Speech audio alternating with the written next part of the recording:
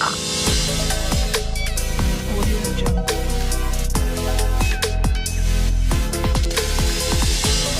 to the Dr. Margo Show. We're so glad to have you today in the studio. I have my good friend, Jim Schmidt, and he is the ambassador of the NSCA, and we're going to talk a lot about that today, what the NSCA, what his role is.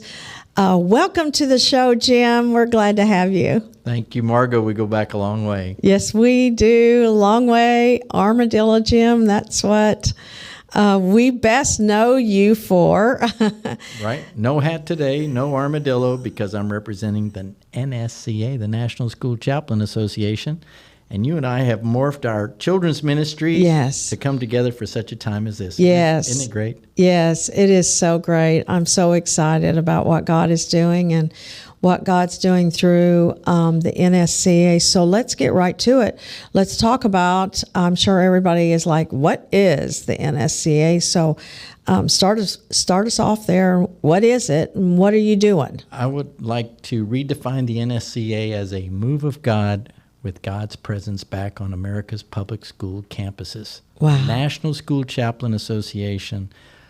Success in South America in 13 nations, 25 million encounters with chaplains there, and then the founders, the CEO, Rocky Malloy and Yoski Malloy, who were missionaries there for many years, had babies during the Sandinista War die in their arms, and then they started getting into schools, and then for 25 years they ministered in the schools as chaplains, trained other chaplains, and then 4 years ago they heard the breath of God say, now in America. And when they got back, they had a divine appointment in Texas. Within 9 months, Texas passed the bill. We can talk about that. We don't need a bill, but they passed a bill to fund it because after the Uvalde shooting, where many lost their lives, Texas looked and said, let's get some funding to put more safety on campus, and they had money for that because chaplains bring safety. So Texas passed the bill, the first one, and your wonderful state of Florida passed it. Yes, they did. But we don't need a bill. We're running because God has called us to this, and schools need help. Yeah, and so you've said that several times. I've heard you say it in the chapter meetings that we don't need a bill. Why do you say that? Because it's been legal for over 250 years. Yeah. General Washington. I don't think people knew that. That's why we're on this podcast, because you're going to inform your constituents. I know it. General Washington had chaplains, and they've been legal in the United States of America even before the Revolution. And we have paid U.S. military federal employees that are called chaplains by the thousands in our military. And we have them in every other government site, venue, campus, and institution, except, until now, we have chaplains in America's public schools. Wow. Isn't that a great move of God? Wow. And aren't you honored with your children's ministry background and mine to be part of this? Yeah. But he's been getting us ready for such a time as this.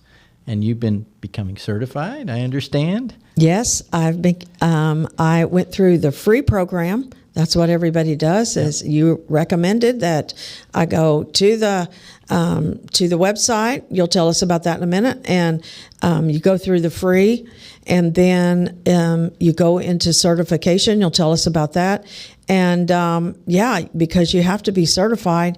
And I have just loved it. I've loved learning about what it means. I really, truly, that's why we're here, because so many, just even in my chapter, and I'm not even in Florida yet because I haven't, I live in Tulsa in Oklahoma, and I'm moving to Florida, and I've taken the chapter. And haven't even named the chapter yet. I've said, hey, can we name it the Gulf Coast? And you said, well, how about, you said the beach and sandals chapter. I know you said that. I'm like, no, we're not. Then I said the chapter. Gulf of America. Yeah, the Gulf of America because of the president, And then so we haven't really even named it yet. But I have people calling me from Florida and saying, hey, can I be a part of your chapter? This is a move of God. And when people are listening to the Holy Spirit, they're jumping in. I had calls yesterday from Branson, Orlando, I think Pittsburgh related, Lubbock, Texas. We're all starting chapters everywhere, just like the Lions Club, the Rotary Club, the Knights of Columbus, JCs. They all have local chapters. So we're going to have chapters, we're having chapters of the National School Chaplain Association to build organically and have a local community. And you've been coming to the Tulsa lunches and learning a lot about our brochure and what chaplains do and say. Yeah, and so a big part of this, the reason why we're having this podcast is because so many questions are being asked. I don't know all the answers. You know a lot. So here we go. Tell us more about how you get certified. What is what is the chaplaincy all about? And a chaplain is someone who represents God with the ministry of presence wherever they are. And so God is back on America's campuses through chaplains who have been certified and trained to represent God in the most unique way, to be first and foremost present. And Margo, I asked you once, and I'll ask you again, have you ever been driving, and you come over the top of a hill and there's a cop there? What's the first thing you normally do? Well, take your foot off, though. Yeah, right. Yeah. Well, why is that? Well, because you don't want to get a ticket. Well, but maybe you weren't speeding. You're going to do it anyway. Yeah, you're going to do it. It's called presence. Yes. And when a chaplain who represents God is present on campus, do you know we've had no suicides where a chaplain is present? Do you know there's higher teacher retention? We can talk about all these things, but basically it just stops the stupid. It stops the activity that the enemy has been trying to do. Maybe that drug dealer that day that was going to do a deal, or somebody was going to do something nefarious, but they're like, wait a minute, there's a chaplain here. It makes such a big difference. Just the ministry of presence will change the entire dynamic of a school. And can you imagine nationwide chaplains, what our next 12 years of education are going to look like? I believe it, because our mental health, it is way past needing help.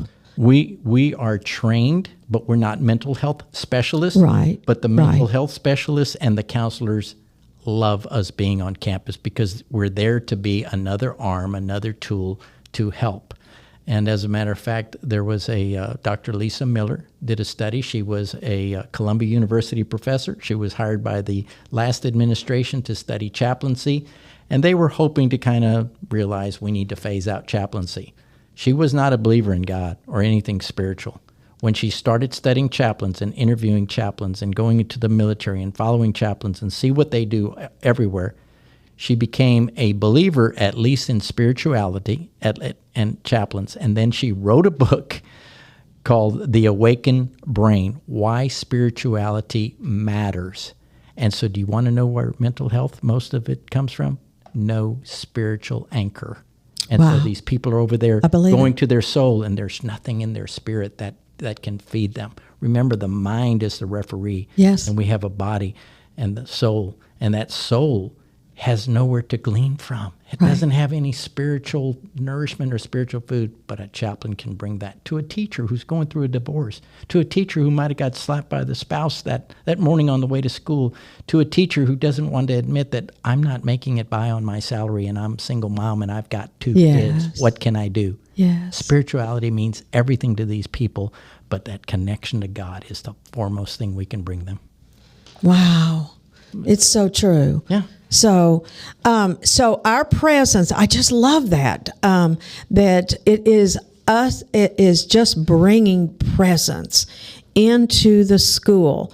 So I've had a lot of people ask me, can other chaplains, if they have, if they've gone through other chaplain programs, can they be a part of this program? Can they come in and be a part of our program? We think that's the best candidate right there. And people who are already inside a school, whether it be a coach, whether it be a teacher, whether it be a bus driver, why don't they become chaplains? They already have so much connection to the school. But if you're already a chaplain, yes, you take the shortcut, because there's going to be certain classes you won't need. But we are very strict about our chaplains. You've got to have 2,000 hours of ministry training, or a letter from your pastor, and that everything is in good standing. You get a cyber background check. We are not just letting anyone get into these schools, because this is our most. That's right. I mean, That's right. Our children, what's been happening to them? They let anybody get to them. They're reading all kind of books and everything, and you're like, whoa. No, chaplains aren't going to be. We are certified to know how to minister and represent God first to the teacher and the principals, the school board, the staff, the bus drivers, and the students. So we're pretty strict about that. Yeah, and also, because when just to go into the program, I had to go through a background check. I had to go, had Did you a pass? list of Everything good? Yes, I did. Okay, good. Yes, everything passed well, and but I had to have, they had to go through my ministry and all of those things, and my volunteer work, and so. And I've had people ask me, I haven't been a minister, but plenty of volunteer work. I told the people that asked me, I said, you've had plenty of church volunteer work, plenty of work in schools and charities and things like that. So those are things that count, right? 100%. And there's a lot of people that are maybe in that early retirement mode. They're our most precious resource in terms of experience, and many of them have been head ushers, they've been on finance committees, they've been around the pastors, they've worked as a volunteer in youth ministry, volunteer to go to the summer camps and drive the bus, and there's all kind of hours that qualify, and yet they're sitting over there going, I wonder what I can do with my retirement years. And you're like, go one day a week. You don't have to be a full-time chaplain. Go just one day a week. Yeah. Every Monday they're going to say, oh, there's Chaplain Joe, Chaplain Jane, here they are. And we've got people like that all over Texas doing that. Part-time, volunteer, full-time, paid. It's going to be all across America come sometime early this year. Because my sister, she's an RN. She's been an RN for 40 years. Perfect. Oh, I know. So she's got all the hours that Yes. it takes to deal with people. Now she just needs some ministry training because we have, and she already has this, the Stop the Bleed, assess the threat, Right. those kinds of things. So that's a little extra we have, and I would encourage anybody. I mean, if they've got a CDA license or anything, you bring that to the table in case of an emergency. You know how to drive a bus off, but we're not just training to walk around on a campus. We want you to know how to cut the gas off, where the fire extinguisher is. Know some of these practical things so you're an extra pair of hands and eyeballs and ears on campus to help the school move further so that our education program can be both spiritual, mental, and physical. I was talking to one of the chaplains that is over in the Ozarks, and he was talking about how that his the schools and where he is, where he goes, just loves him because he knows how to do so much, just not just his presence there, but to help them in times of crisis, times of need, times to help them. So it's not just, not just walking, but going and helping and being a help to people that maybe need you, I love that you're using the word help, because that is the word, when we tried to define chaplains earlier, it's someone who helps. And that's what's so important. If I had a national billboard campaign, it would simply say, you're driving down the freeway, I-10, you're going to Destin, Florida, where you're going to be at the beach, and I'm seeing billboards that say, chaplains help. That is a simple statement. That's what they do. And so anybody that would be against it, you'd be like, why? They help in teacher retention. They help reduce suicide. They help the bus drivers take stress off and pray for them possibly before they go out on their route in the busiest, most dangerous areas of America, and they're carrying our most precious cargo, and they might have had a stressful weekend. Why don't you, chaplain, be at the bus barn Monday morning and bring some breakfast tacos and pray for all the drivers? That is called chaplain's help. And that's what you're about to do, Margo. And you're going to have a chapter, and you're going to meet with the police chaplain. You're going to meet with the fire chaplain. You're going to meet with all these people, and you're going to form a consortium of like-minded people who just want to go improve our schools.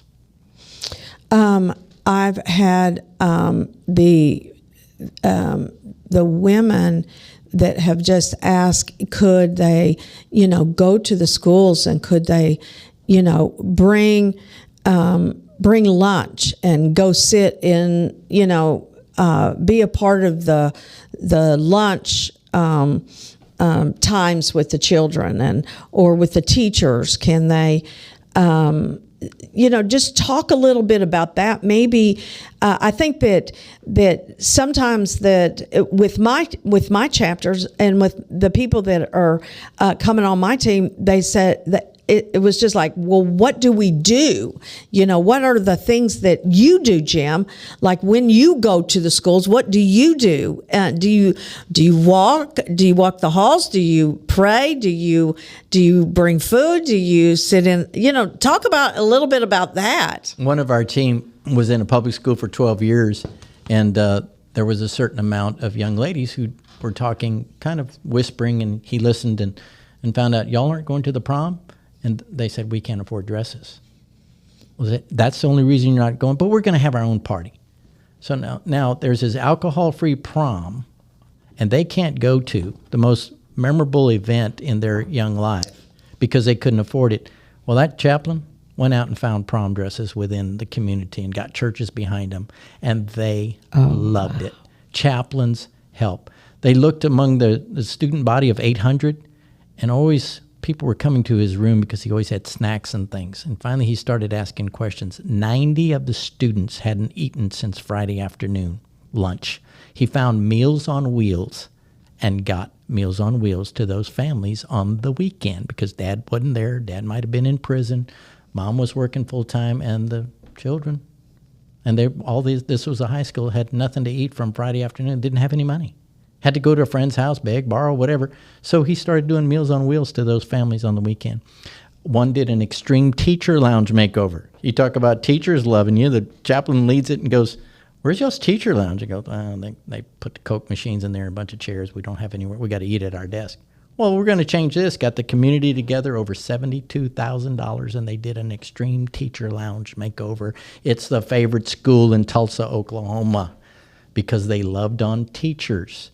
We have chaplains bringing chocolate as a back-to-school gift to all of the female teachers and saying, thank you for serving our students. I'm Chaplain so-and-so, and welcome back to school. And here's a piece of chocolate for them. And here's my business card. Call me if you need anything. And so I went recently as a chaplain. I went to see a favorite public school here in town. I went to see the principal, knew all about us, and invited me in, prayed with the principal, and then says, hey, it's lunchtime. Why don't you go down to the teacher's lounge and schmooze around a little bit? Ended up talking to the teachers, loving on them. Got invited by a parent that says, we don't have a chaplain in our school or anything, but can you come and just have lunch with me and my daughters? I went, of course. Well, you go to the school and have lunch with the parent because you're invited. You don't have to have like a school district, way to, because chaplains help. Margo, chaplains help. We should be doing this everywhere. The military does it. Why aren't we doing it in schools? That is awesome. We've been lied to. Jim. We've been lied to say that you can't do this, or religion or whatever. This had nothing to do with that. Chaplains help. They're there as a spiritual component because we know the research says you have to have it or you go crazy. We'll have all this mental health issues. So when you separate that, and then as educators, I'm not coming down on them, but in Joshua 1:8 it says, this book of the law shall not depart out of my mouth, except I shall meditate on it day and night. And then it gives you all the success principles. You'll find some prosperity and all those things.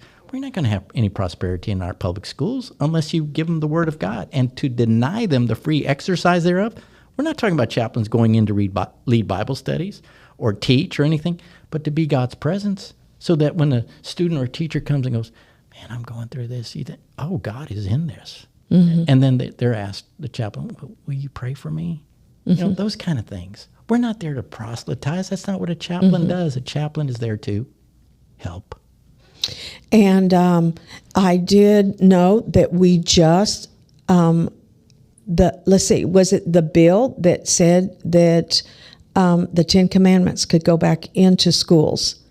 So I know that happened in the state of Oklahoma, that the 10 Commandments could go because it was it is the foundation of our teaching, our history, and so that is an important part of history in the just in our education. It's part of our American culture. It is a part of our as well as the Bible. Now we don't separate ourselves from that, but we are simply going in as chaplains. I mean, if they can help organize a Bible club, that's great. That's not our agenda. If we can get the 10 Commandments, that's not our agenda. Our agenda is to be there as chaplains, to be support for the teacher who needs it.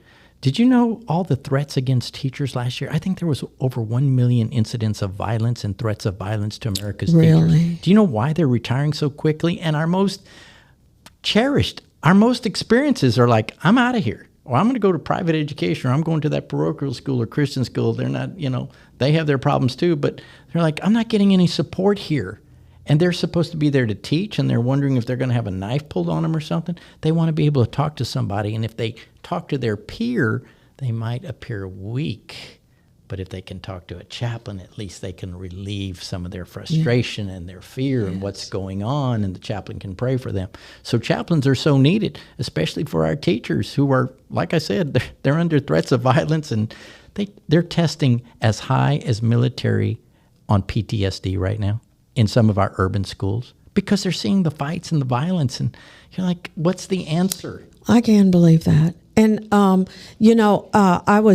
told you that I really wanted to give my testimony about just being a children's pastor at the church that I just recently was at. I just officially trained a new children's pastor. And but the children that I was in the children's pastor at, 80% of the children in my children's church came from homes of at least one parent, if not both, were incarcerated or were in drug addiction, or they were in DHS. The children were in DHS or had just come out of DHS.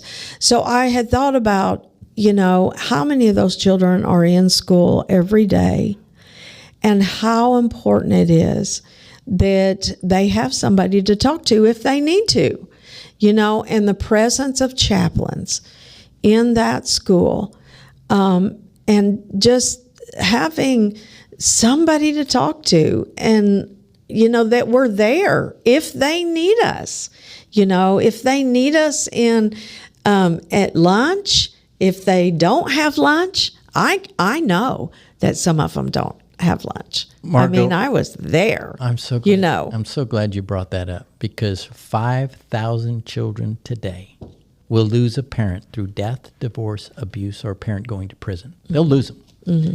Unfortunately, in some of those, in the abuse situation and in the imprisonment, incarceration, it's compounded because then they have to lie. They say, "Oh, well, my dad, he went to Texas. Mm-hmm. He's working down there," when he knows he's in prison, but he's too embarrassed. Right. But he or she could talk to a chaplain about it. A child is being abused. Who do they go to? Mm-hmm. They don't want to tell a friend. They don't tell the teacher.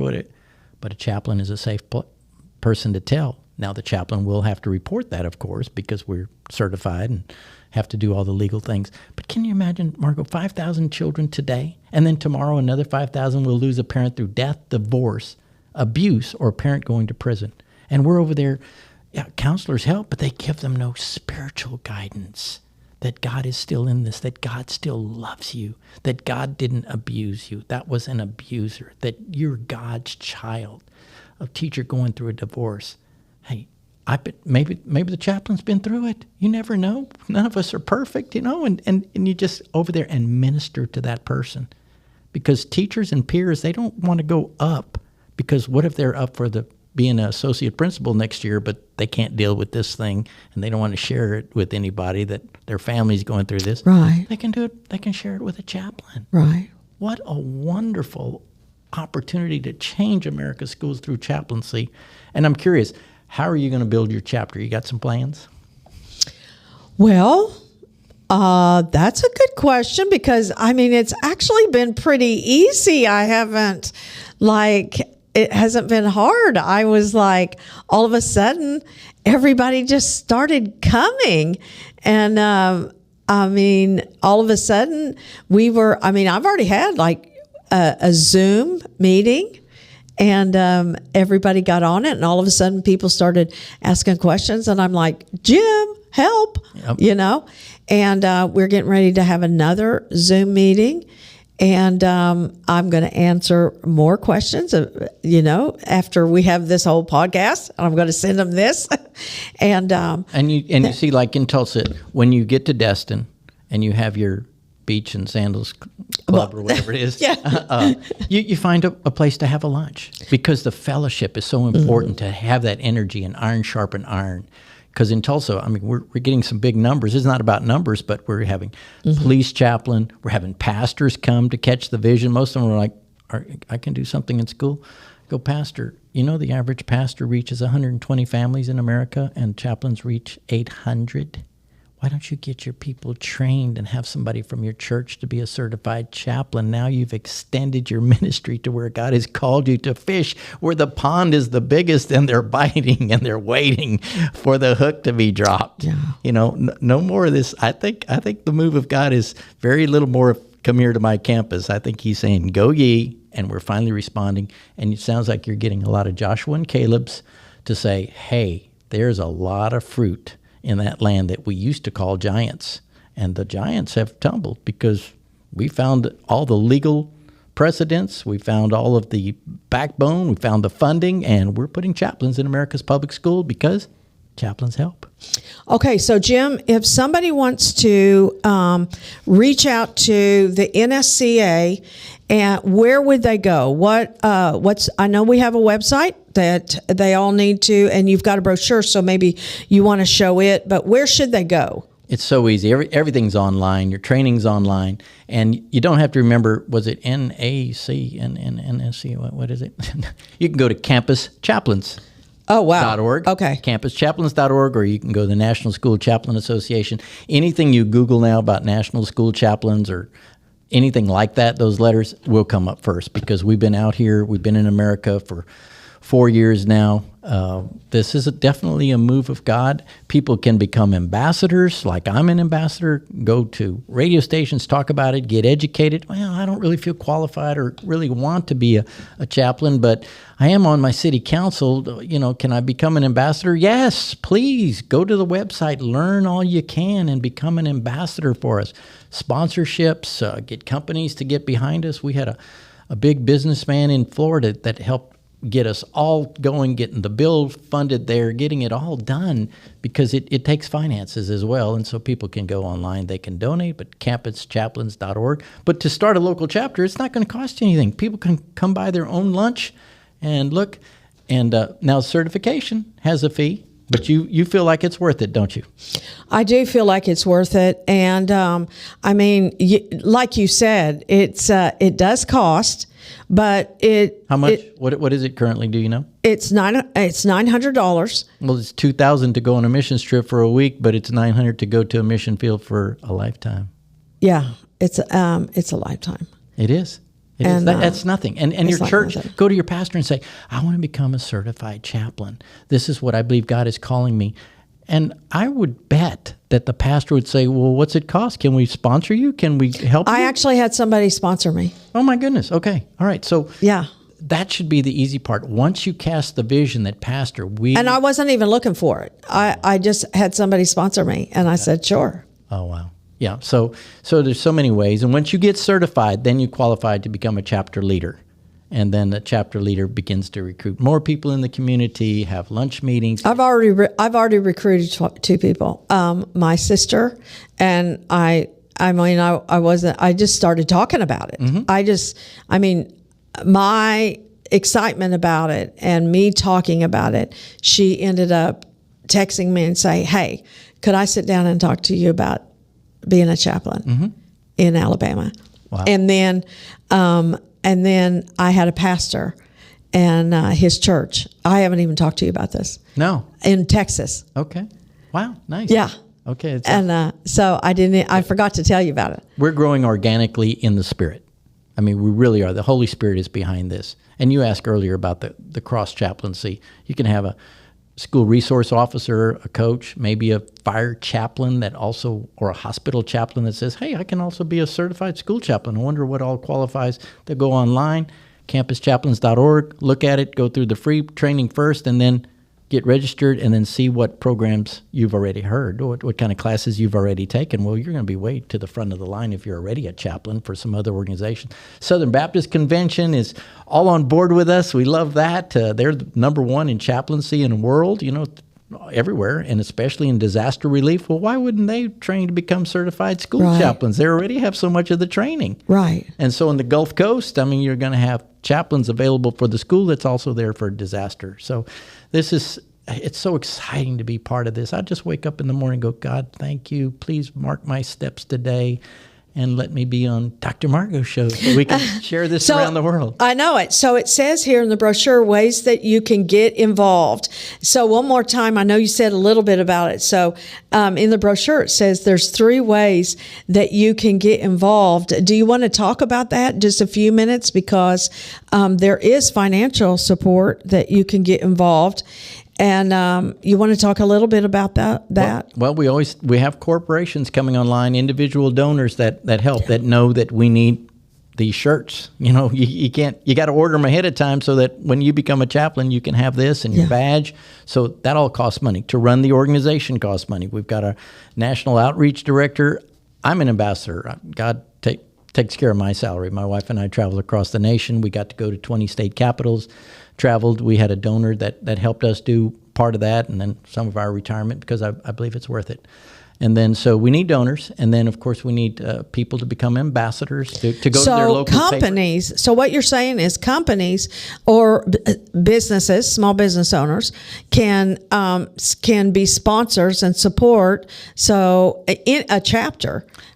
They sponsor little leagues all the time. They sponsor things good. all the time. You're right. So why are they doing that? Because they know that sports builds character. Well, why wouldn't they sponsor a chaplain so that their future employee has met a chaplain and perhaps met God, met Christ in a school, so that one day when they hire them, it's the best investment a business can make in America right now. Wow. It's a whole generational change. It's a shift, Margo. So it's a wonderful investment. There's grantors that know how to write grants, and then we just believe that eventually, just like we're getting military chaplains paid, we're there. We're almost there. We're almost there. Yeah. We're almost there. Okay, so there's ways that you can get involved, and not just being a chaplain, becoming a chaplain, so if somebody does want to become a chaplain, and you know how to do it. You know how to do it. What were the steps? You went to the website? You go to the website, and first of all, it's free to just even look at how to get involved. Exactly. And you go through it. And I want people to not get scared that going through that free part, that free course, it kind of, some people they'd go, oh, do you have to like, this is full time? It's not full time. You don't have to be full time, and you can be. Mm-hmm. If you're retired and you're looking for that, you don't have to be full time, but you can be a part of the organization. You can be a part of the chapter. You can come and go as you want to. You can be a part of what we're doing. Margo, what if you just become a certified chaplain and you just go to the sporting events? What if you become or just go to, if there's a disaster or tragedy at school, or something or there's a bus wreck, they're going to call you first. You're certified. Yeah, you're certified. Exactly. And what a great investment. just like, it's almost like it reminds me of the Red Cross. People don't just live at the Red Cross. They don't just like full time at the Red, but when there's a disaster, people take off for a week. And we're having a disaster in schools every day. Oh my gosh, you're right. I told you about the 5,000 that lose a parent every day, but how about all those kids that just can't even afford a meal? It's true. The chaplain will go and help, and that's some of our biggest testimonies, is that they're looking for food for those hungry students because they hadn't eaten in a day or two. They could see it. The chaplains will see it. I think that we just don't get it, Jim, that really and truly kids are not eating. Yeah, that's a big one. And teachers are there to teach. If we'll relieve some of those problems, those social issues, all the things that go on in schools, and let the chaplain help, I'm there to coach. The coach will finally say, maybe I'll win some games because I've had all these issues of doing other things, for having to pick up my student, having to get them lunch, all this thing. That's what chaplains are there to do, to help and find the resources. And a chaplain is going to have people know what this word is, a Rolodex of all the community leaders and how they can help, because that's their role, is to help. That's not a teacher's job, is to know everybody else, and they're going to know the hospital. Well, the teachers are just trying to get the kids educated, and that is more than a full-time job for them, and it's hard enough to be able to get them educated. So they're not having time to take care of their mental health. Exactly. And so they need assistance. They need our help. Teachers love chaplains. They really want us. And so, we need to come and help, and they need our support, and they need us to walk alongside them. Isn't this a great move of God? Isn't it something so exciting to talk about and be part of? And somebody's going to be listening, watching this podcast, Margo. And we were on several national television shows, and we had so many action steps. People picked up the phone, or they went to the website. Our certified chaplain now in Orlando saw it on television, saw it on a podcast. Same with Branson. All these places, they're like, God will speak to you.